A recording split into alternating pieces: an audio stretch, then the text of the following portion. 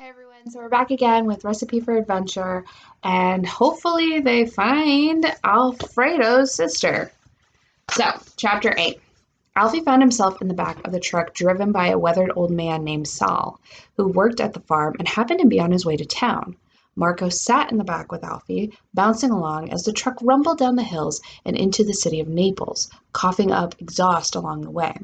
The truck reached the city and began turning through the winding streets. Alfie was glad to be back where they started and hoped Amelia had somehow found her way back as well. They turned on a street called Via della Santina, and Marco suddenly called out for the driver to stop. They jerked to a halt. "What is it? Do you see her?" Alfie said, catching his balance and standing back up.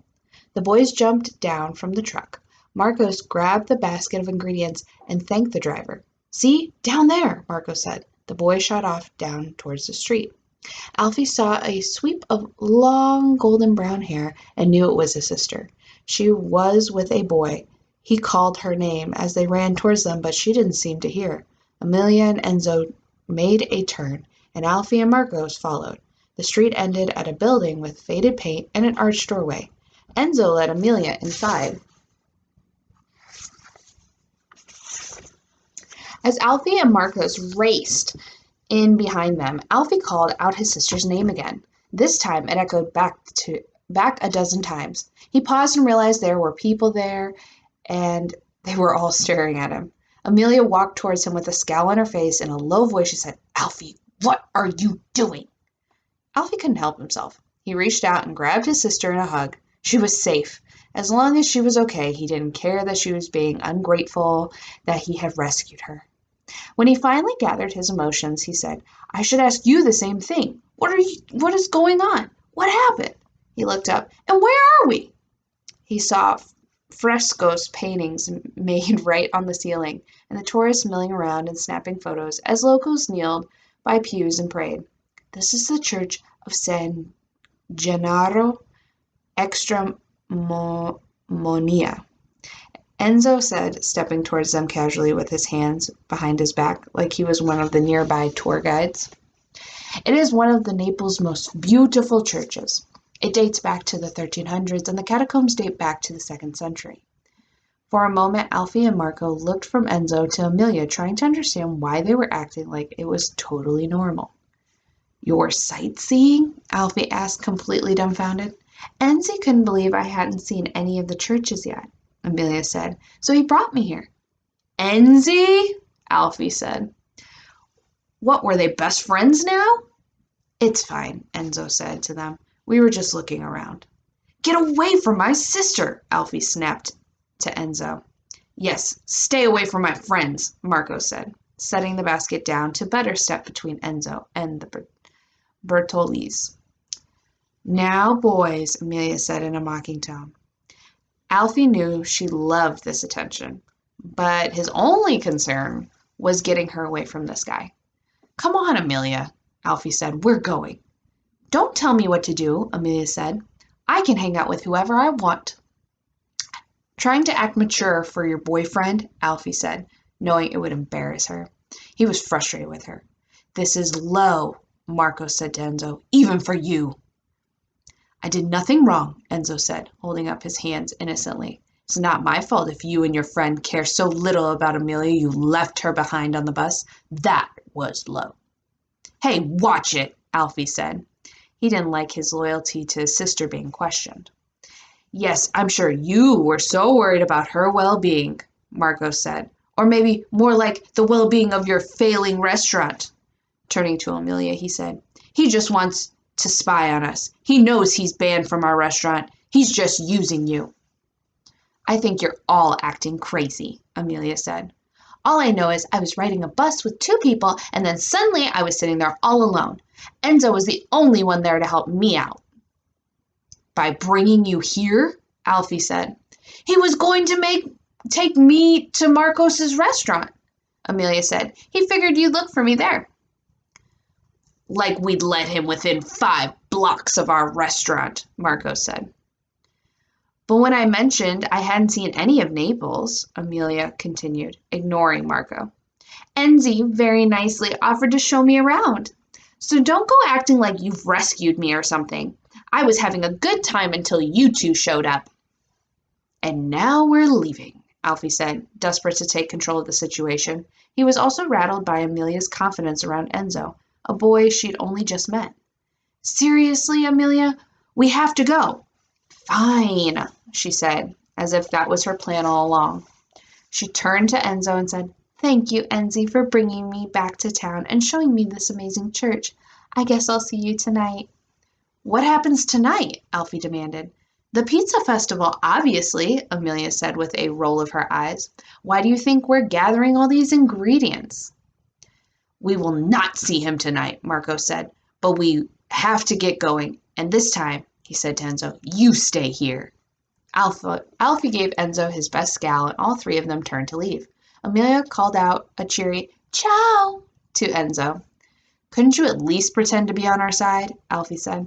I'm on the side of being a good person, Amelia said.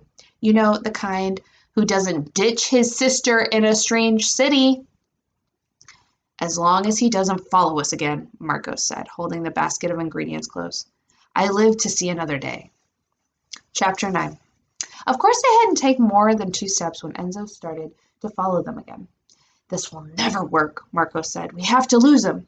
He's harmless, Amelia said.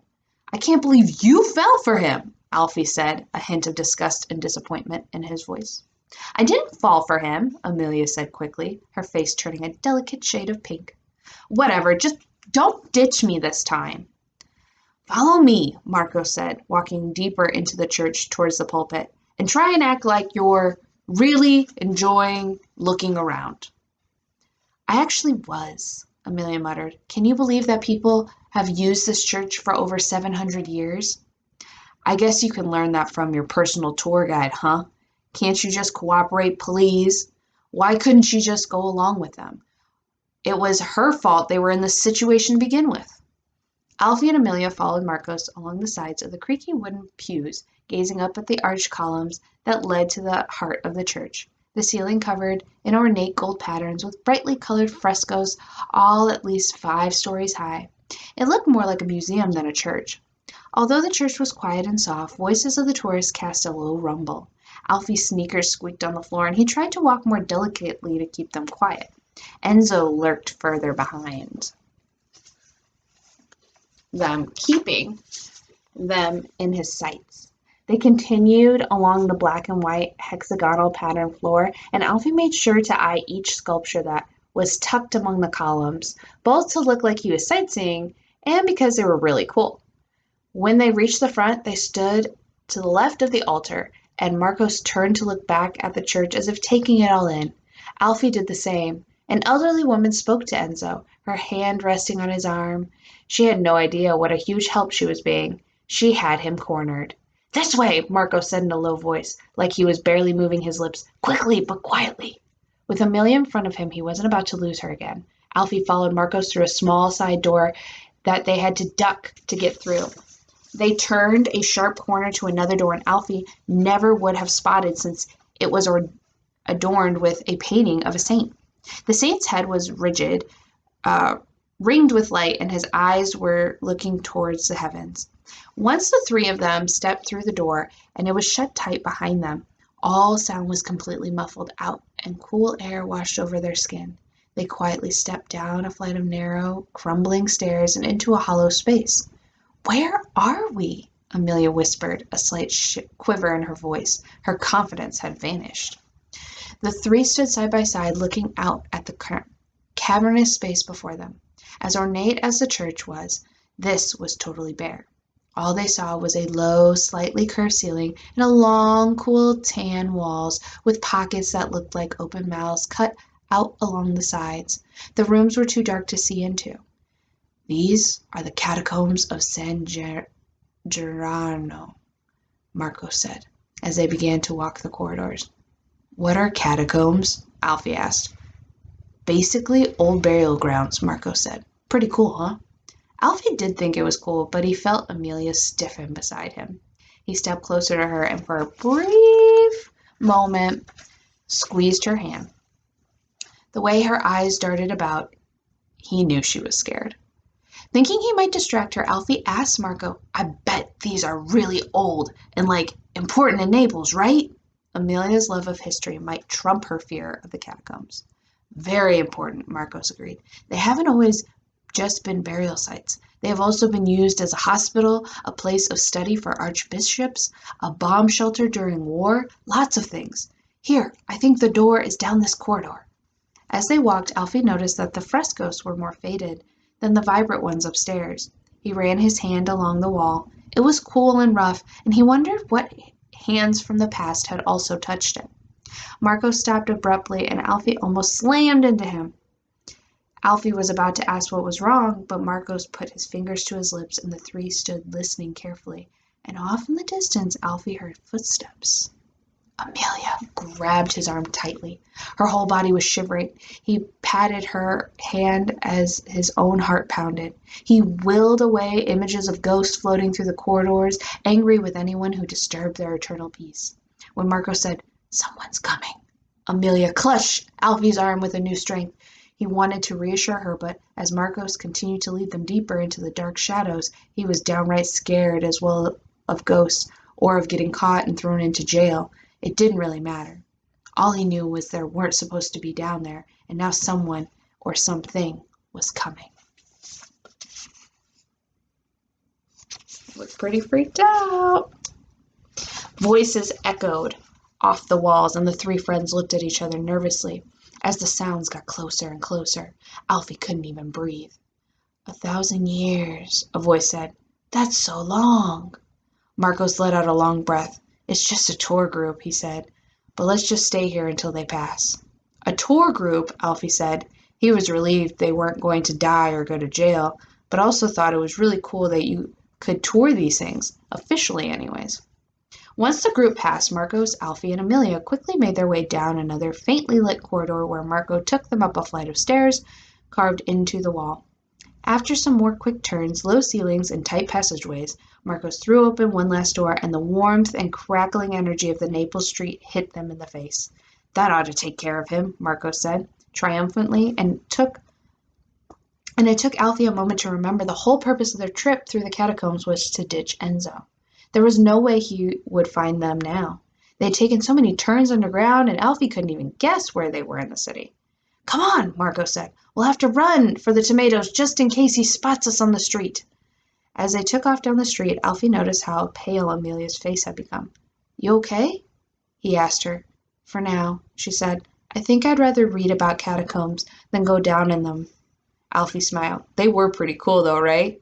She cracked a small smile. He knew she was braver than she thought. All right, that's where we're going to finish for today, so hopefully you've enjoyed it. And if you're curious what a catacomb is, go ahead and look it up. They're pretty interesting and can be kind of frightening. So, see you next time. Bye.